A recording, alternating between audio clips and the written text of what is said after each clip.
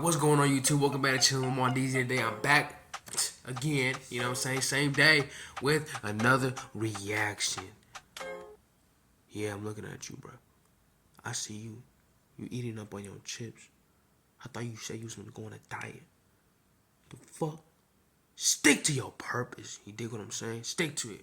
Nah, real talk though. So look, in this video that I'm reacting to, bro, you feel me? I literally just found it. Like, I'm not even gonna lie. I just found it, and I heard about this video. I heard about this YouTube video. It says YouTube's darkest videos. I heard about it. You feel me? And I just think that it'll be a good reaction video because, hey, bro, let me tell you like this right now. Everybody love to laugh. Everybody like to act like they ain't got no shit. Like, everyone,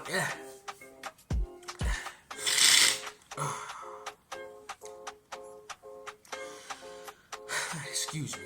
You know what I'm saying? I got little allergies going on. But everyone like to act like, you feel me, like the world ain't got no secrets, you feel me? And I feel like everyone should know the secrets. Why over here live in a world where you lie to, you feel me? You gotta understand, yeah, be happy with life, but also remember this. The life that we live in, everything they putting in our hands and showing us and shit is not real, you feel me? You gotta open up your eyes a little bit to really understand. So you're not blinded and you're not misguided and you're not misled. You dig what I'm saying? But we finna get into this video. This is YouTube's darkest. Hold on, you know what? We finna get a snack with it. Hold on, give me a second. Alright, we back, and we got steaks. You know what I'm saying? A steak blick. Alright, let's get into it, though. Let me see.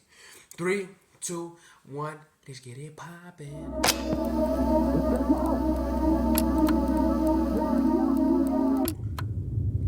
It's December 4th, 2003.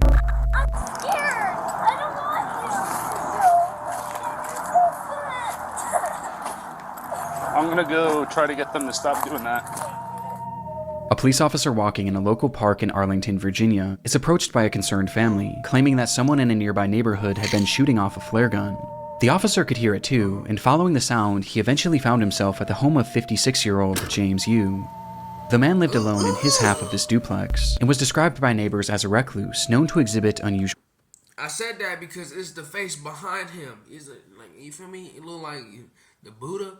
You know what I'm saying? No disrespect, you believe in that. Do your thing. You know what I'm saying? Ah, man, that's annoying. So behavior. Across his social media, he made posts claiming that he was the victim of fraud at the hands of all sorts of government agencies, as he had a deep distrust of the US government as well as law enforcement, and he believed that numerous people were attempting to kill him, like his ex-wife, the FBI, and even his neighbors. His posts seemed entirely nonsensical, and so did many of his actions. In the months prior, he had covered up all of his windows with garbage bags and aluminum foil, and he even wrapped his trees in toilet paper. And though these actions are entirely harmless, I found out Diddy Party, he trying to do some freaky shit. He gonna fight over some ling-lings. You know what I'm saying? Get a little, you know what I'm saying? He gonna try to do all that. On this day, things were becoming far more troubling.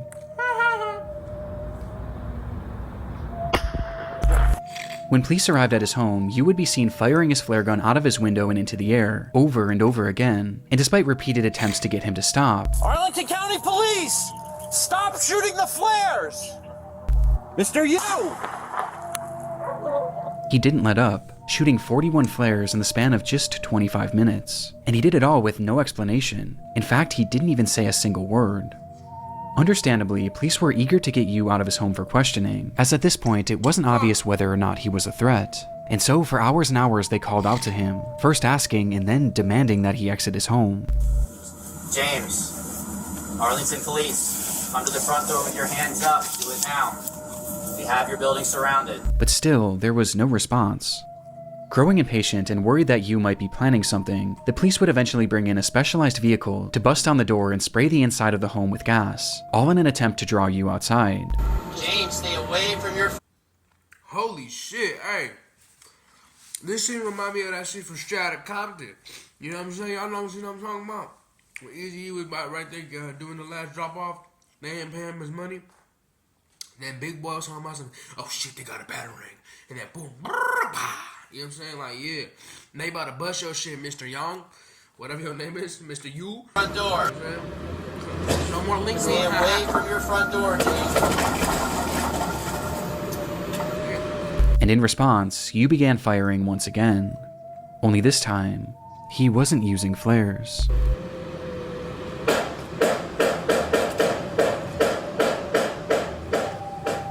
And instead, he was now yielding an actual gun. Thankfully, none of these shots connected, but with the situation becoming increasingly dangerous, the officers decided to fall back, as they carefully came up with a new plan. Yo, you know what make this video, like, you know what I'm saying? Like, if this was a regular, like, hold on. Shit. Food. If this was one of those videos where they talk about, shit being caught on, cops' video camera or whatever, you feel me?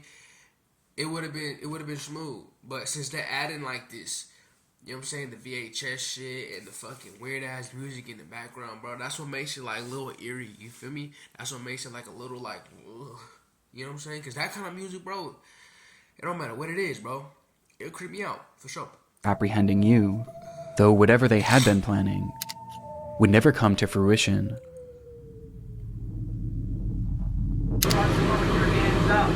Mr. Young, you are not getting no bitches. Yeah. Oh shit, yo, they got his shit surrounded, like they in the trees with it. No avatar.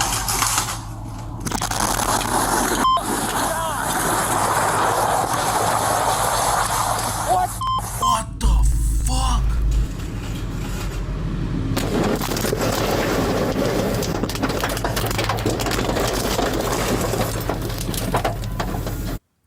That nigga say, y'all ain't taking my bitches, I'm taking my bitches. Like, what the fuck? Yo, bro, people be tweaking the fuck out, bro. How the fuck is you gonna do some shit like that? Like, seriously, man? Like, come on, my man. It's like, just, you feel me? All you had to do was just go outside. But you know what? Shit like this, though, they be doing some weird shit, bro. You know, that's what I'm saying. Stay close to God, because when you stay close, or you bring the, you feel me, the enemy closer, oh, he'll make you do some shit.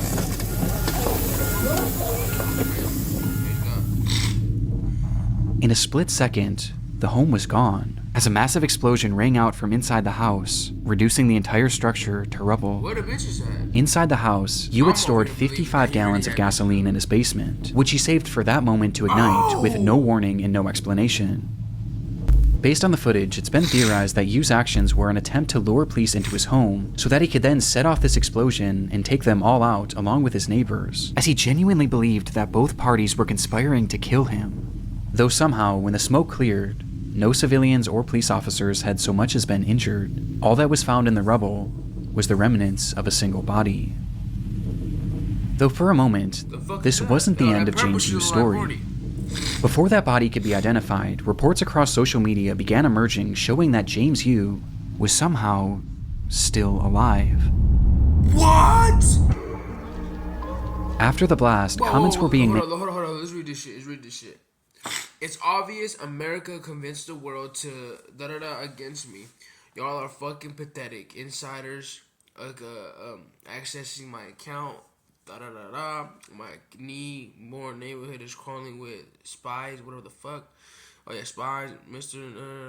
With neighborhood cameras recording everything and passing the video, audio to other parties, who then pass the information to media and government. Yo, but you stupid. Like, why would you do that? Like, all you had to do was come out and they was gonna talk to you about why the fuck you shooting flares up in the air. Like, who the fuck are you looking for? Like, fucking Godzilla? Like, what the fuck are you doing? Like, what are you on, bro? You feel me? If you need help, just say that. You got neighbors. On what appeared to be Yu's YouTube channel, where he stated that this whole thing was a cover-up and that he wasn't even inside the home when the standoff started, which, looking back, we never actually see him, and we also never hear his voice. Numerous posts pointing out this development would go viral and cause mass confusion about the story, which was only heightened when it was revealed that the body inside that building was in fact James Yu. Though in the end, it wasn't really as mysterious as some originally thought.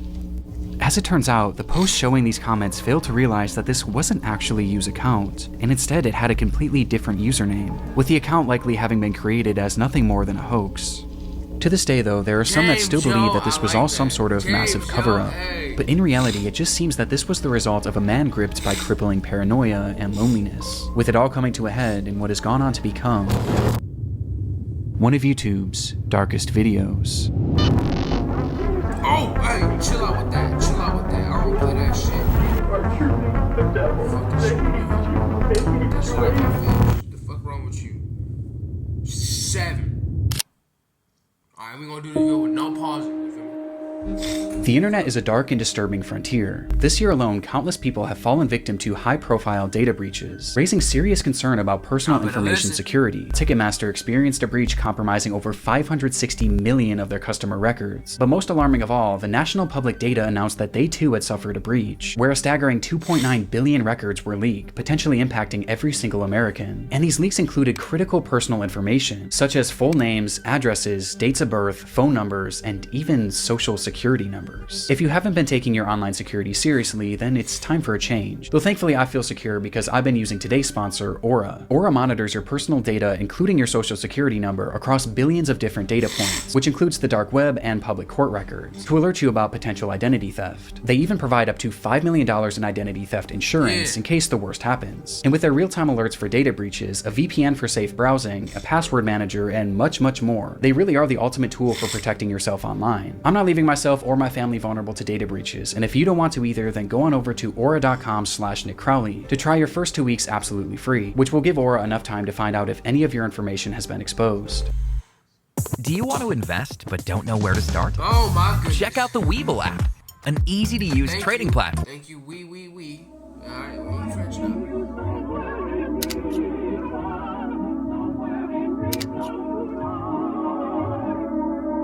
There was really nothing else like it. This obscure 27,000 square foot structure. No. Look, fuck Dreamcore, fuck all that other shit, bro. Live your life, bro. Don't be one of those weirdos that be looking at them shit and be like, I'm telling you right now, them shits will leave you stuck in the mud. Allowed visitors to enter into what must have felt like another dimension. It was an exhibit called Dream Space, and was the creation of British artist Maurice Agus, a 74-year-old artistic visionary obsessed with the idea of creating large-scale surreal environments, and this was his magnum opus. The structure was inflatable, akin to a massive bounce house, and once inside, guests were confronted with a labyrinth of brightly colored walls and cells, twisting and turning into some sort of surreal maze that patrons were told to lose themselves in. This piece of art premiered back in 2004, and due to its inflatability, it was actually built to travel, making stops in major cities in the UK, before it was eventually set up at Riverside Park in Durham on the 22nd of June, 2006. The very next day, 68-year-old Elizabeth Collins would visit the area with her husband and her daughter, as well as her 14-year-old grandson. And spotting this unusual structure in the distance, Elizabeth's grandson insisted on checking it out, excitedly taking off his shoes and running inside. And while the rest of the group was more apprehensive about entering, Elizabeth eventually decided to accompany him, leaving her husband and daughter on the outside, though not before turning back to them and joking that she was going in to find peace and serenity. Outside, Elizabeth's husband and daughter sat at a nearby table and enjoyed a cup of tea whilst conversing about the events of the week, only for the man to turn his head and notice that Dream Space was slightly moving, to which he excitedly said, "Oh, it's a ride. I wish I had gone on it." The daughter then turned her head to see the structure as it began to rise up off the ground, to which she chillingly responded, "It's not a ride."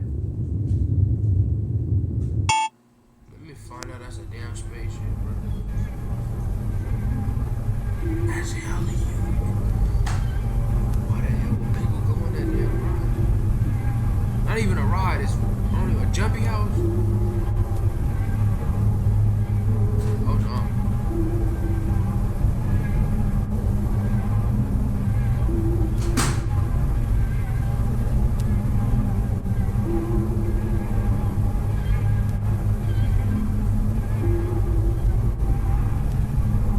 Nah, bruh. Somebody had to edit this shit. Ain't no damn way, bro. How something, and bro, in order for that to happen, it had to be like some kind of tornado or something, bro. If it's like a little jumpy house, right? How is it gonna go up? It just, I don't know. It's common sense. I think this one's fake. I'm not even gonna lie. I ain't never heard of a damn dream. Whatever the fuck it's called. What's it called again? In that moment, Dream Space had snapped from its moorings and was blown into the air by a massive gust of wind. Agus just so happened to be standing at the entrance as it began to shift, and noticing what was happening, he grabbed on as he desperately tried to hold down his entire life's work, though clearly this was of no use. And after being lifted in the air, his grip failed, sending him falling back to the ground below, where he lay staring up at his creation that was now flying 30 feet above him.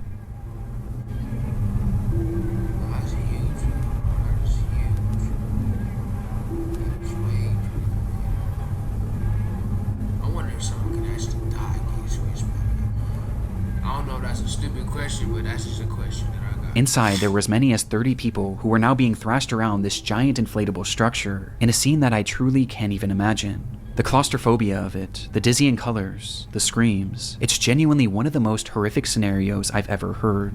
The inflatable structure... Okay, that's probably the only thing horror about it, bro. It's just like, I've always had this thing when I was a kid, bro. Like, when they used to turn off the damn jumper, and as soon as, like, it was getting inflated, my worst fear was getting stuck inside of that fucking jumper, bro. Like, getting stuck inside and, like, not being able to move, not being able to, like, get out or nothing, bro. That was my worst fear. So, man, that is probably, like, the scariest shit. I'm just keeping it somewhat, honey. Like, that's probably the scariest shit. Structure was airborne for well over a minute, folding into itself before finally crashing back down into a parking lot, leaving behind what was described by witnesses as a field of bodies. Worst of all, the majority of those in attendance were families with small children, with one 7-year-old girl recounting her experience, saying, "It was very scary and people were screaming. I saw a lady clinging on and then falling out, and then she was lying on her back with people around her. I think she died." This lady was most likely 68-year-old Elizabeth Collings, who had been ejected from the structure when it was in the air, with her injuries being catastrophic and unsurvivable. She passed away. Of all the others now sprawled throughout this field of grass, most were left injured but thankfully not in serious condition, though this wasn't the case for 38-year-old Claire Vermege, who had been inside during the accident with her 2 children, and despite her kids surviving, she was sadly not so lucky, with Claire and Elizabeth being the sole fatalities of the incident.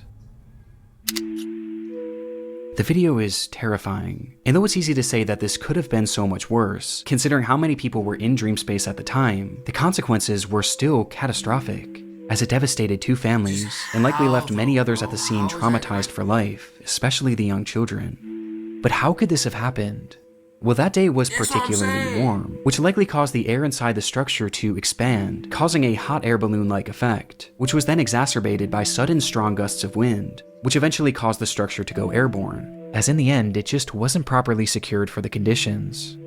Soon after the incident, Maurice Agus was arrested for manslaughter, though he would ultimately only end up paying a small fine, as he vowed to never create a large work again.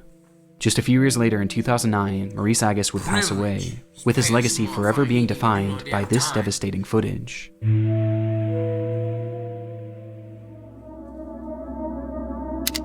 Happy birthday Chapter 3, let's get it. Happy birthday to you. Happy birthday, Serena. You scary, I'll show you scary. On October 2nd, 2006, police entered the home of 31-year-old Elaine Campione, where inside, they found the woman speaking incoherently. Next to her was a VHS camera, depicting a series of disturbing events that had transpired within the home over the previous months and days, with the footage eventually finding its way onto YouTube. There's one single video that's responsible for leading over 2,000 Christian men to permanently quitting. Hi, Serena. It's August 8th, 2006. Happy birthday to you. Happy birthday to you. The tape starts with Elaine pointing her new camera at her daughter Serena. It was her 3rd birthday, and to celebrate, Elaine had left a brand new bike in the living room. What is it? It's a bike! Days later, the footage continues, showing Serena once again as Elaine asks, Does Mama love you? This much. Oh, I love you more than that. How much does your Mama love you? Elaine then shows her other daughter Sophia, who was just a baby, before turning the camera on herself and showing the kids how the device worked. Hi! See how the camcorder works? Yeah, it's a virus. Look. Hi! Is that Mommy? Hi! So far, the footage seems like nothing more than your standard family home videotape, and appears completely wholesome. Right. Though with the next recording, the tone begins to shift, and things start to become slightly concerning. This is a deplorable, horrible, messy, filthy apartment that supposedly my 2 children and I live in, and it's just a horrible, horrible mess. Yeah. I think Diego Campione is totally in the wrong, and I hope he burns in hell for all his sins, the same as Leonardo. As Elaine shows the camera her home, she begins joking about how they are living in deplorable conditions, before randomly calling out 2 men who she says she hopes burn in hell. all while her children are in the same room. She starts to grow more and more agitated. All I wanted to do was take care of my 2 little girls and live happily ever after the 3 years of physical, emotional, and mental abuse that I endured tremendously by Leonardo Campioni, and then the past year from Anna and Diego Campioni, the mental and emotional abuse. Outright saying that she was abused by a man named Leonard Campioni, who happened to be her ex-husband and the father of these children. And she goes on from there, with each moment clearly making the kids more and more anxious. And I want justice to my family for what they have all done to us. I cried out for help. They should have charged him for the assaults he did to me. Eventually causing Elaine to snap out of it and stop the camera. And my poor 3-year-old, I did everything to protect. And what are you saying, Sophia? What do you want?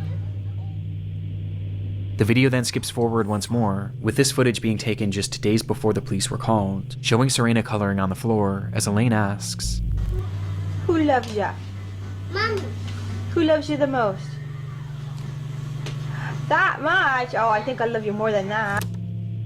The scene that unfolds next was recorded on that very same night, just hours later.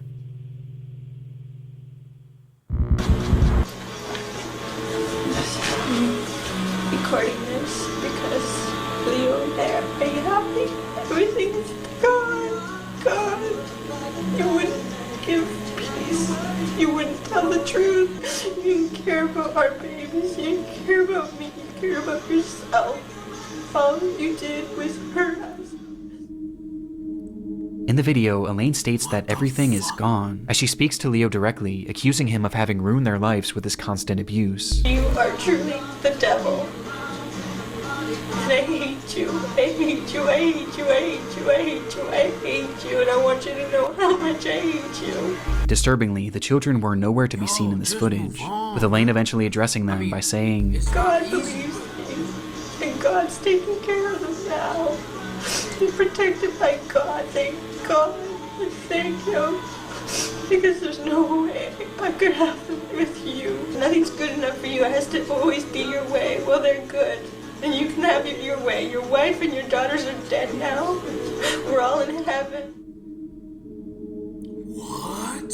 According to Elaine, not only were her children gone, but she was too. She stops the recording soon after. Despite saying this, the camera would actually start up one more time, where Elaine describes how she was still alive, despite having attempted to OD, which prompted her to call the police. When officers arrived at the home, both Serena and Sophia were found laying in her mother's bed, holding hands, and wrapped tightly in rosaries. Neither of them were alive. 2 nights prior, and directly before filming this message, Elaine had brought them both into the bathroom, as it was time for their nightly baths. And once in the tub, she told them to play a game, one where they would place their heads beneath the water and blow out bubbles. When they did this, Elaine held their heads down, and she didn't let go until she was certain they were gone.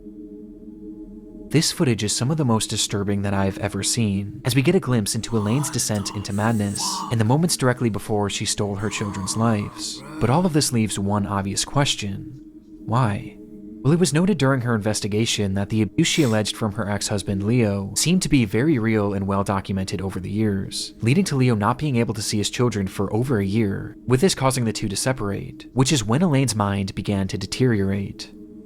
She began believing that people were following her and were going to kill her, with this fear of people eventually shifting to a fear of aliens, as she claimed to have seen them on numerous occasions, believing they were following her. Because of this fear, she refused to let her children out of her sight, not even allowing her own parents to look after them, causing her to become so attached to these children that she genuinely began to believe that they were all one entity, which made things incredibly concerning when she became suicidal and eventually attempted to take her own life.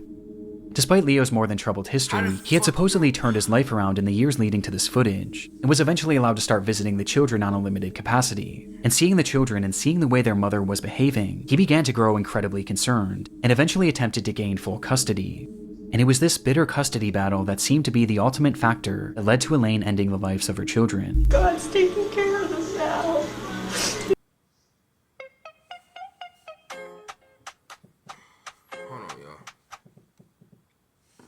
What's good, Theo? My bad, yo. That was my uncle calling me and everything. Just, you feel me, checking up on me and stuff like that, bro. You feel me? And just reminding me, you know what I mean? He reminds me of everything about God, bro. Let me just tell you this, bro. Without God, nothing is possible. You know what I'm saying? Without God, nothing is possible. You know what I mean? So have somebody in your corner that's gonna constantly remind you, bro. God is the only way, and that's real. God is the only way, bro. That's it. You can't. How you gonna live a life without God? You just gonna be lost, brother. You're gonna be lost, man. But anyway, that's it for the that's it for the YouTube video. I got 2 videos to edit, so I gotta get to work. You know what I'm saying? It's work day. There ain't no chill day. Not watching movies. No none of that, bro. We strictly working. We strictly grinding this whole year, bro. You feel me? But anyways, I'm hoping y'all having a good day. Bring God into your life. You feel me? Study the Bible. Find ways to get close to Him. Or pray to Him and ask Him to help you out how to get close to Him and figure out ways to do that. You feel me? But anyways, I'm Mondeezy. Thank you for chilling with Mondeezy. Leave a like, leave a comment, subscribe to the channel. You feel me? Help the channel grow. And I'm gonna see you on the next video. You dig? Gang.